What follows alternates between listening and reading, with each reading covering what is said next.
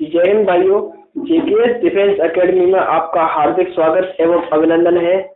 जैसा कि हमने आपको बताया, हम कल की क्लास में नाउन एंड द केस पढ़ रहे थे और नाउन एंड द केस में हम पढ़ रहे थे पजेसिव केस को। कुछ पजेसिव केस के हमने आपको रूल कराए थे कल, जो भी 2 हो या 3 हो, उसके आगे के बचे हुए जितने भी रूल हैं आज हम उनको करेंगे और noun and the case chapter को समाप्त करेंगे और साथ में कोशिश करेंगे इसके क्वेश्चनों को भी कराने की। तो अभी जिस भाई ने ये चैनल सब्सक्राइब नहीं किया तो पहले जाके जेकेएस डिफेंस एकेडमी को सब्सक्राइब कर लें और अगर वीडियो आपको पसंद आ रही हो तो लाइक और शेयर करना ना भूलें, जिससे और भाई भी हमसे जल्द ही जुड़ सके और जल्द ही आपका एयरफोर्स के एग्जाम की जो डेट है जल्द ही CSB अपलोड कर देगी अपनी साइट पे, तो उसकी भी अपडेट आप लेते रहना। और अगर जिस दिन अपडेट आ जाएगी तो मैं भी आपको बता दूंगा कि एग्जाम आपका कब से कब तक है। ठीक, तो हम आगे चलते हैं और नेक्स्ट रूल जो है पजेसिव केस पढ़ रहे थे हम। यहाँ नाउन देखो, नाउन एंड द केस में हम जो पढ़ रहे थे वो पढ़ रहे थे पजेसिव केस को कल। और जिस भाई ने अभी कल की क्लास नहीं देखी है तो पहले वो कल की क्लास देख ले, नहीं तो कुछ भी समझ में नहीं आएगा। ठीक, पजेसिव केस को पढ़ रहे थे और कुछ पजेसिव केस में हमने आपको बता दिए थे रूल्स। अब आगे के रूल हैं उनको हम पढ़ेंगे। देखो, एपस्ट्रॉफी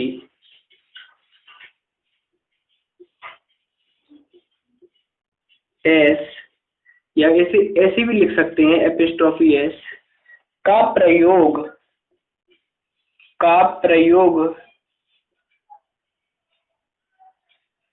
कुछ या ऐसा लिखो का प्रयोग उन नाउन्स के साथ भी किया जाता है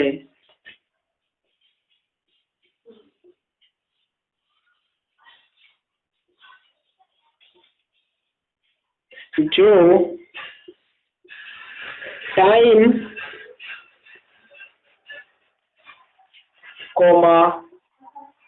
वेट,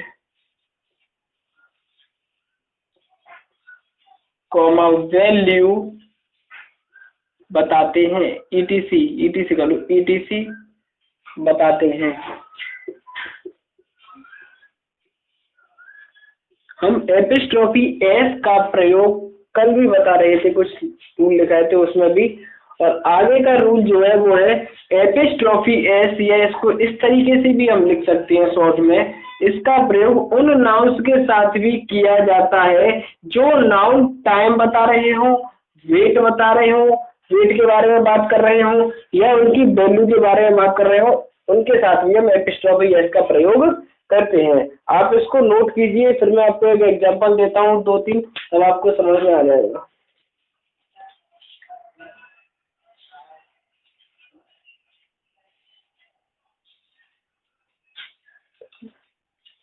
एग्जांपल देखो, जैसे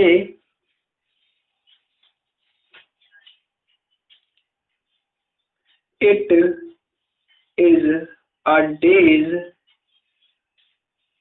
जर्नी, लिख लो। अब मुझे आप बताओ, यहाँ पर डे जो है वो नाउन है कि नहीं? नाउन है ना। डे कौन सा नाउन है मैं पढ़ा चुका हूँ, आपको पहचान करना भी बता चुका हूँ। आप बताओ कि ये कौन सा नाउन है, आप लोग कमेंट में बताओ और ऑफलाइन वाले जो भाई हैं वो वैसे बता दें। डे यहाँ पे खाली कौन सा नाउन है ये बताओ।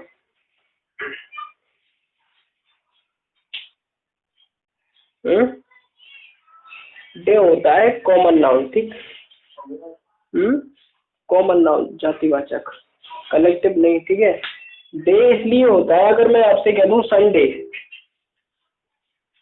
तो ये क्या बन जाएगा? प्रॉपर नाउन हो जाएगा।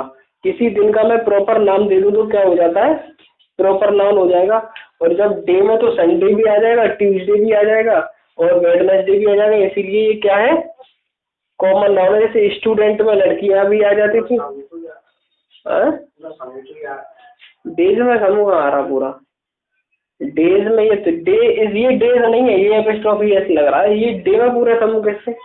डे कलेक्टिव नाउन जब हो, अरे कलेक्टिव नाउन वो होते हैं जैसे टीम है, टीम क्या है, किससे बनाई है? प्लेयरों को मिला के ही तो टीम बनाई जाती है। अब दिन क्या, ये थोड़ी ना किसी को मिला करके दिन बनाई जाती है। संडे मंडे ट्यूसडे वेडनेसडे इनको ये कहते हैं, इनको मिला दिया तो दिन बन जाता है, ये तो अलग अलग होते हैं ना। तो डे जो है आपका कॉमन नाउन है, ठीक। अब देखो, it is a day journey, इसका हिंदी अगर मैं मतलब बताऊं, ये जर्नी का यात्रा के दिन है, ठीक है।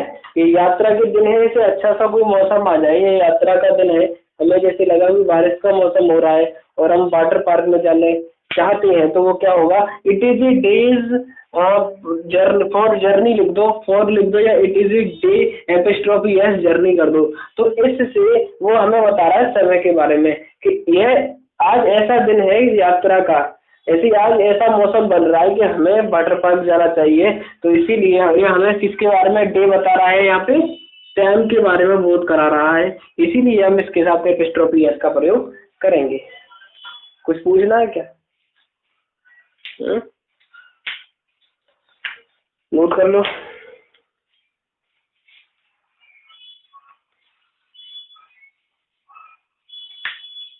उतार लिया। अब मैं बात करता हूँ, जैसे वेट है, इसका एग्जांपल और ले लो। देखो, अ पाउंड,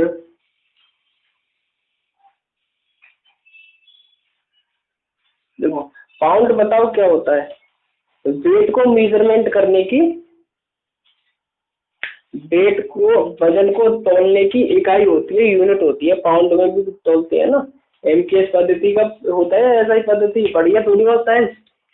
बताओ, एमकेएस पद्धति में होता है पाउंड या ऐसा ही सिस्टम में होता है? बताओ। ऐसा ही सिस्टम है, ठीक है। Is easy a pound wait कर लो, चलो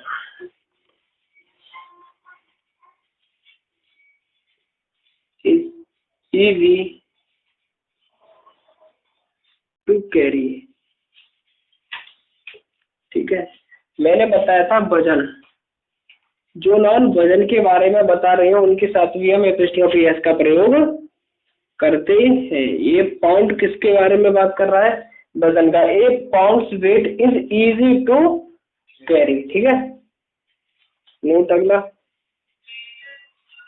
अब मैं बात करता हूँ वैल्यू की, ठीक है।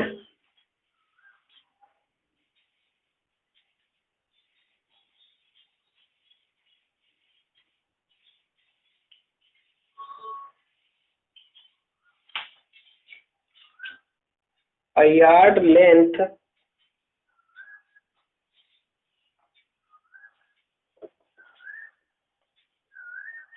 यहाँ तो दिखाई दे रहा है, एक बार देखना, स्क्रीन पे आ रहा पीछे वाला वहां से।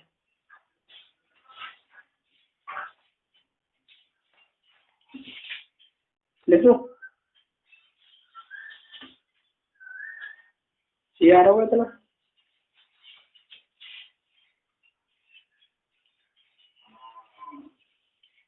ठीक।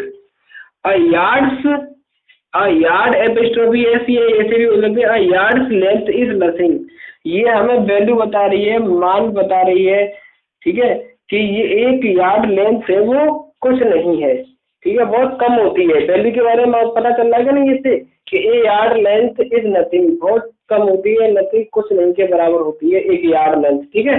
इससे हमें वैल्यू के बारे में पता चल रहा है। तो यार्ड यहाँ पे नाउन है और नाउन के साथ हम एपिस्ट्रॉफी एस का प्रयोग करेंगे। तो आप इसको नोट कीजिए और मैं इसको रफ करता हूँ तब तक।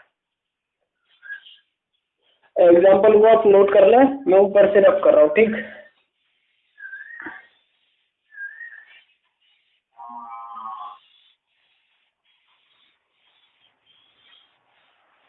अपने नेक्स्ट रूल पे चलेंगे।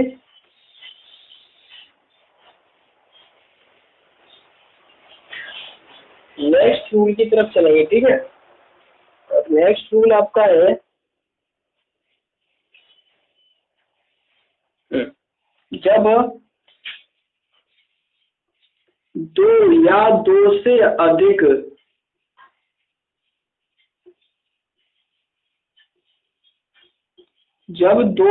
दो से अधिक नाउन्स का अधिकार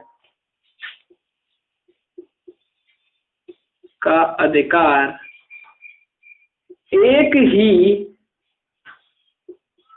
ऑब्जेक्ट पर होता है तो लास्ट नाउन के साथ एपिस्ट्रोफी एस प्रयोग करती है।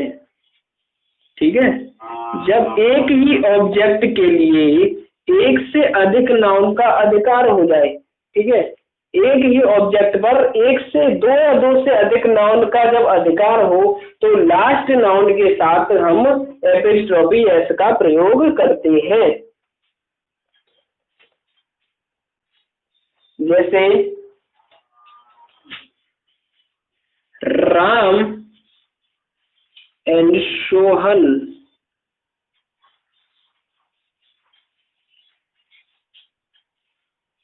एपिस्ट्रोफी एस कर लो यहाँ। Ram and Sohan's house is 300 metre away. ठीक है, नोट करो।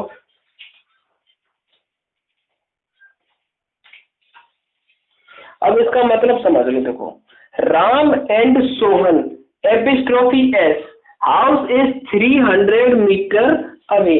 राम और सोहन का एक ही घर है। इससे हमें ये एक के पीछे अगर एपिस्ट्रोफी एस लगी हुई है तो एक से ये पता चल रहा है कि इन दोनों का घर क्या है, एक ही है। राम और श्याम का जो घर है वो 300 मीटर आगे है। इसका मतलब राम और सोहन, सॉरी श्याम नहीं सोहन है, राम और सोहन जो है उनका एक ही घर है और वो भी 300 मीटर आगे है। ठीक है, अगर मैं अगर एपिस्ट्रोफी इस पे भी लगा दूं तो इससे ये पता चलता है कि राम और सोहन का अलग अलग घर है और अलग अलग घर है और वो भी कितने मीटर आगे है, 300 मीटर आगे है। ठीक है, अगर मैं इससे यहाँ से मैंने ये लिखा है दो से अधिक नाउन, यहाँ पे दो नाउन है राम एंड सोहन का प्रयोग एक ही ऑब्जेक्ट के लिए हो रहा है। ऑब्जेक्ट यहाँ पे घर है। ठीक है, घर उनका अधिकार है, घर पे दोनों का अधिकार है। ठीक है, इन दोनों का एक ही घर है, इन दोनों का अलग अलग घर नहीं है। जैसे मेरा और तुम्हारा, मैं उनको अभी and Madhav apostrophe S house is 300 metre away. मतलब मेरा और तुम्हारा जो घर है वो एक ही घर है और वो कितना आगे है, यहाँ से 300 मीटर आगे है। और मैं कहूँ मेरा भी घर अलग है और तुम्हारा भी घर अलग है तो मैं अपने नाम के भी पीछे एपिस्ट्रोफी एस लगाऊंगा और तुम्हारे नाम के भी पीछे एपिस्ट्रोफी एस लगाऊंगा। नोट करो, और मैं इसी में एक नोट लिखा देता हूं, इसी में लिख लो, दो या दो से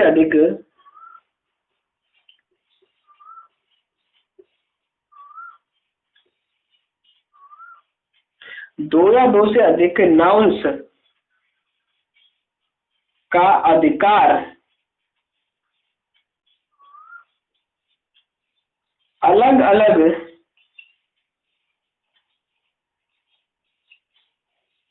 ऑब्जेक्ट पर हो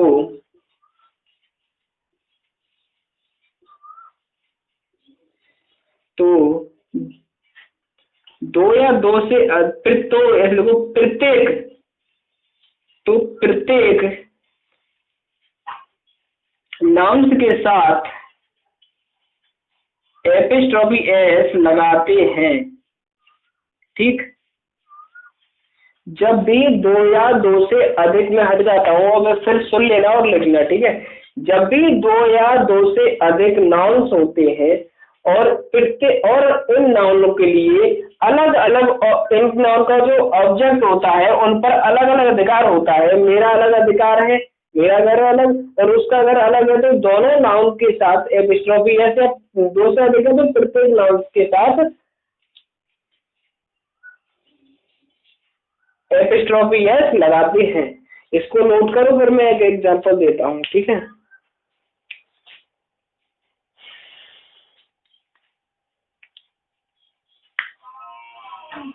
ठीक, एग्जांपल देते हैं यहाँ पे, अच्छा सा अच्छी तरीके से समझ में आ जाएगा।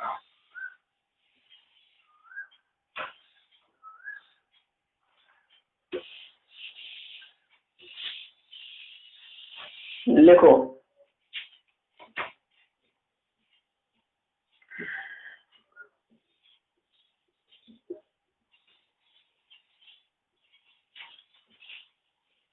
सुभाष, अब आप बताना, ठीक है, comma apostrophe S and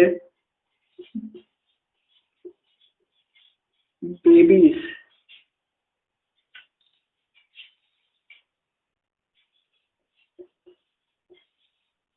mother are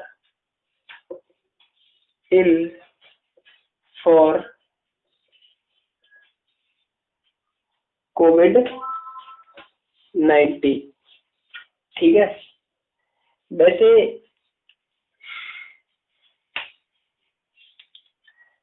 same अगर हमने अपना ही एग्जांपल ले लिया है, इसीलिए में से अलग अलग होना चाहिए था। चलिए एक और बता देंगे, ठीक है। इससे देखो, Subhash and baby mother are ill for COVID-19, इसका मतलब है सुभाष की मम्मी और बेबी की मम्मी अलग अलग है, क्योंकि दोनों के साथ एपिस्ट्रोफी एस लगा हुआ है ना। अगर मैं इससे अगर एपिस्ट्रोफी एस लिखा देता, हटा देता सॉरी, तो इसका मतलब ये है कि सुभाष और बेबी की एक ही मम्मी है दोनों की, ये मतलब इनकी ये एक लड़का है और एक लड़की है जो कि बीमार है COVID-19 से, ठीक है। लेकिन इसके स्थान पर अगर हमने एपिस्ट्रोफी एस लगा दी तो इससे ये पता चल रहा है कि इन दोनों की अलग मम्मी है, अलग अलग मम्मी है और वो बीमार है। अगर मैं इसके पीछे अगर एपिस्ट्रोफी एस लगा देता हूं तो इससे हो जाएगा लखन और गोपाल का जो हाउस है वो कहाँ है, फिर 20 किलोमीटर आगे है। इसका मतलब है इन दोनों का जो घर है वो अलग अलग है। तो मैं इसको रब करता हूँ, आप समझ गए होंगे अच्छी तरीके से। फिर आगे वाला जो रूल है उसको पढ़ेंगे।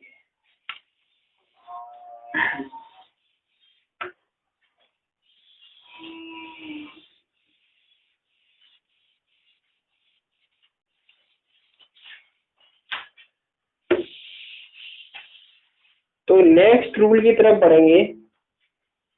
लिखो, compound noun, compound noun, compound nouns के लास्ट टर्म में एपिस्ट्रोफी एस लगाया जाता है, लगाया जाता है। आपको मैं बता चुका हूँ कंपाउंड नाउन कौन कौन से होते हैं, जैसे mother in law, father in law, brother in law, ये सारे कंपाउंड नाउन होते हैं। इसीलिए इसके लास्ट टर्म में हम एपिस्ट्रोफी एस लगाकर इसका पजेसिव बनाते हैं। और अगर मैं प्लूरल बनाता हूँ तो इसके मेन वर्ड में एस लगाता हूँ तब प्लूरल बनेगा। लेकिन अब जैसे एग्जांपल देता हूँ मैं पहले, his brother-in-law voice is very sweet। उसके ब्रदर इन लॉ का मतलब होता है चचेरा भाई या ममेरा भाई होता है, कजिन भी होता है इसके लिए।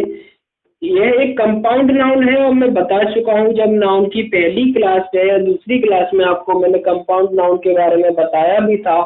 तो कंपाउंड नाउन के लास्ट टर्म में एपिस्ट्रोफी एस लगाकर हम पजेसिव बनाते हैं। उसके ब्रदर इन लॉ की जो वॉइस है वो बहुत मीठी है, ठीक है। समझ गए? अगर आपकी जो एरर बन के आएगी या गलत कर देगा सेंटेंस, तो इस तरीके से हो सकता है कि ब्रोदर के पीछे वो क्या करेगा, एपिस्ट्रोफी एस लगाएगा और आगे कंपाउंड नाउन को वो इस तरीके से लिखेगा, और वॉइस इज वेरी स्वीट। तो आपको मैंने बताया, एक रूल लिखाया है, एक नियम बताया है कि कंपाउंड नाउन्स के लास्ट टर्म में एपिस्ट्रोफी एस लगाया जाता है। और अगर यहाँ देखा जाए तो इसमें फर्स्ट टर्म कंपाउंड नाउन, ये पूरा कंपाउंड नाउन है, और इसके फर्स्ट टर्म में ही जैसे ब्रदर में ही इसने एपिस्ट्रोफी एस लगा दिया है, इसीलिए ये सेंटेंस गलत होगा और ऊपर वाला सेंटेंस सही हो जाएगा। ठीक है, आगे समझ लो, उतार लो और आगे चलते हैं। और आगे ऊपर का तो उतार लिया होगा, और देखो, और लास्ट रूल है आज का, और यही आपका पॉजिटिव केस जो है आज खत्म हो जाएगा। ये वाला टॉपिक है, देखो, दो लगातार लिखो, लगातार नाउन्स के साथ अलग अलग एपिस्ट्रोफी एस नहीं लगाया जाता है। आपको कभी कभी सेंटेंस में दो नाउन को लगातार दिया होगा और दोनों नाउन के साथ उसने एपिस्ट्रोफी एस लगा दिया होगा, वो गलत हो जाएगा। इसीलिए हमने आपको लिखवा दिया कि दो लगातार नाउन है, इनके साथ इनके अलग अलग प्रयोग, इनके साथ दो लगातार नाउन के साथ अलग अलग एपिस्ट्रोफी एस कभी भी नहीं लगाएंगे। ठीक है, उतार लिया। जैसे the old man apostrophe S और फिर sons appeal in high court. जैसे एक सेंटेंस दिया गया है, the old man apostrophe S और son apostrophe S appeal in high court. तो मैंने बताया ओल्ड मैन एक ये नाउन हो गया और एक ये नाउन हो गया, दोनों नाउन का प्रयोग लगातार हो गया है, तो इस लगातार दोनों नाउन के साथ एपिस्ट्रोफी एस नहीं लगाया जाता है। इसलिए लिख लो, अंतिम नाउन में एपिस्ट्रोफी एस लगा देते हैं। अंतिम नाउन में जो दो लगातार यूज होंगे उसका लास्ट वाला नाउन है, या अंतिम नाउन बोले उसे, अंतिम नाउन में एपिस्ट्रोफी एस लगाते हैं, एपिस्ट्रोफी एस लगाते हैं। तो पहला वाला जो नाउन है उसके एपिस्ट्रोफी एस को हम हटा देंगे, तो ये सेंटेंस अब ठीक हो जाएगा। तो होगा the old man son apostrophe S. इसका मतलब है बुजुर्ग है, उसके पुत्र की जो अपील किसने की है, उसने हाई कोर्ट में की है। ठीक है,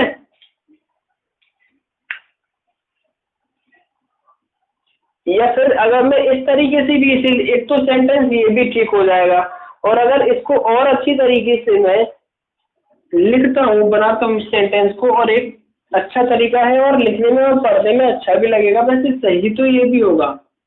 ठीक है, लेकिन अगर मैं